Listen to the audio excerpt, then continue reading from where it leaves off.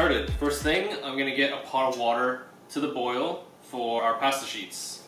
We're gonna blast this on high heat, and we're gonna salt it with way too much salt.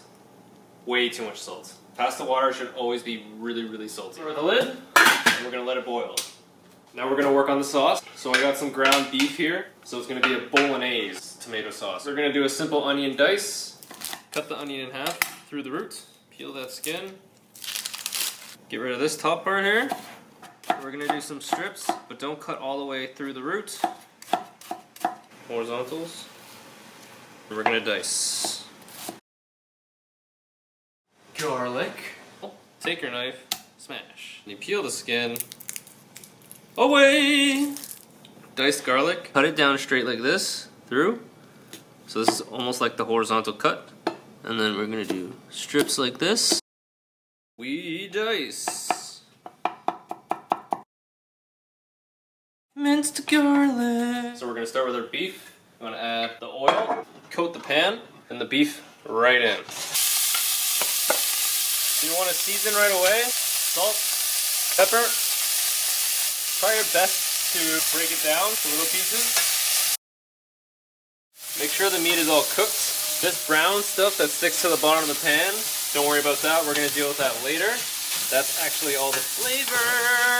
The flavor. Strain it. This gets rid of the excess fat. Fawn. This is actually what's going to give us all our flavor. So back onto the heat, medium heat now. Add a little bit more oil. Onions in. Season with salt. Let this sweat out for a bit. Once they start sweating a little bit, we're going to start adding our garlic. Garlic! Add a little bit of oil to this garlic so it can get going.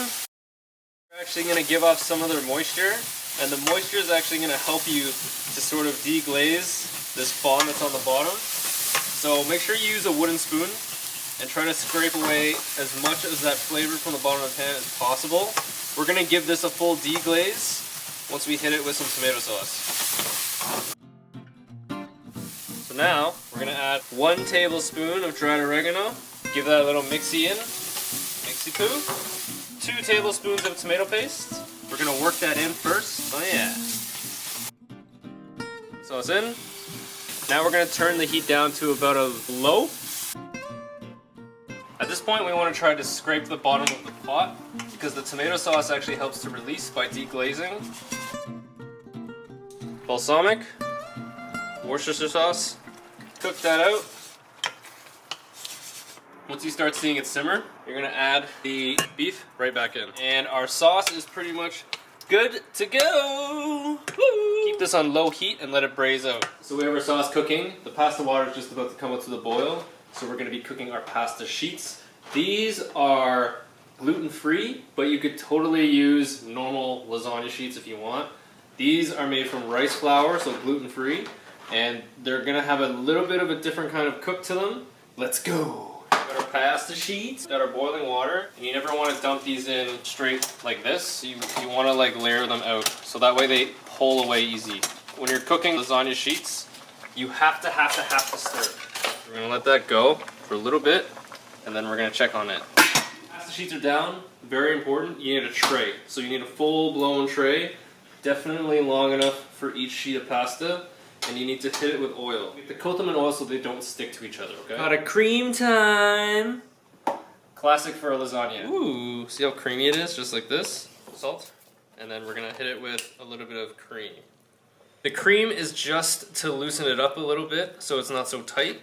And we want it to be a nice smooth sauce. Whisk it in just a little bit. We got our ricotta cream!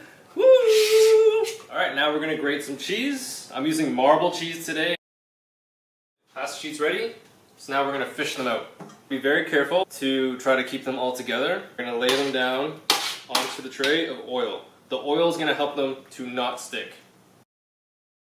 When you're dealing with cooked pasta like lasagna, start to lay them down like this. You don't want them to stick in the same direction. It's not going to be fun later on when you're trying to pull them apart. Even if you do have the oil helps, but this helps even more. When you do your third layer, also lay them across. So ready to assemble. We have our pasta sheets, we have our ricotta cream, our sauce, and we have this. This is a pesto sauce that I made yesterday. If you don't know how to make pesto, I'll post a video very soon. You could also buy pesto if you don't have time to make it. Well, I'm gonna set the oven to 350. We're gonna start assembling. I like to start with a little bit of tomato sauce on the bottom. So we're gonna take our pasta sheets and I'm actually gonna tear away by hand the parts that I don't need. Best thing to do is to get a square rectangle dish, not one like this, because this is a little awkward for me. Tomato sauce. Next layer down, ricotta on. Next layer down. I'm gonna do a layer of tomato sauce. Pesto, I'm just gonna add it to the tomato sauce here. Full disclosure, this casserole dish is actually oval.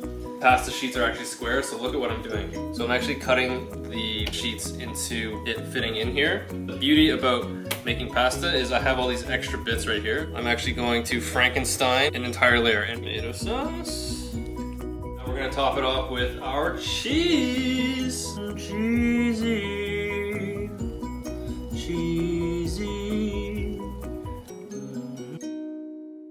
Now our lasagna is ready for the oven. Hey Google, set a timer for 20 minutes. Ooh. God, it smells amazing. Mmm. The best part about making lasagna and this recipe is that you can actually make this ahead of time. You can even freeze it and then you just throw it into the oven for about 30 to 40 minutes. When it's fresh, it only takes about 20 minutes. That's it. Thank you so much for watching. The ingredient list is going to be in the description below. If you like this, subscribe, like, comment, do all that fun stuff.